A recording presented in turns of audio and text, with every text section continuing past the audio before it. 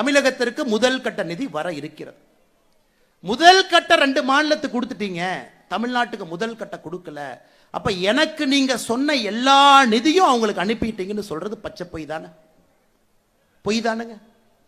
நாம் தமிழகத்திற்கு நிதி கொடுக்க மாட்டோம் என்று எங்கேயும் சொல்லவில்லை. முதல் கட்டமாக அறிவித்த நிதி சில மாநிலத்திற்கு போயிருக்கு. சில மாநிலம் கேரளா, வெஸ்ட் பெங்கால், தமிழ்நாடு உட்பட சில மாநிலத்துக்கு வரல. வரும். முதலமைச்சர் இங்கோடு நிக்கல, பாசிச பாஜக அரசு. அதற்கு நாம பதில் சொன்னா முதலமைச்சர் சொல்றாரு, ஆளுநர் இருக்கணுமா அண்ணாமலை இருக்கணுமா, 2 பேர் இருக்கணுமா?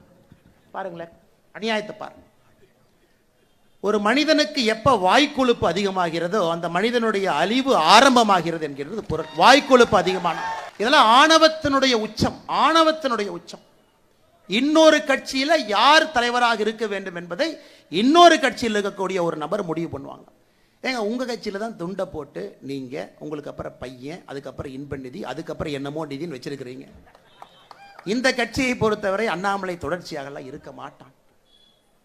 ஒரு தலைவர், ஒரு தலைவருக்கு பின்பு ஒரு தலைவர், எல்லா தலைவரும் இணைந்து இந்த வேலையை செய்வதுதான் அந்த கட்சியினுடைய அடிப்படை பண்பு. ஆனா அண்ணாமலை இங்கேயே தான் இருப்பான். எப்ப வரைக்கும் இருப்பானா, அறிவாலயத்தில் இருக்கக்கூடிய ஒரு செங்கலையும் உருவி எடுக்கும் வரை இங்க இருப்பான்.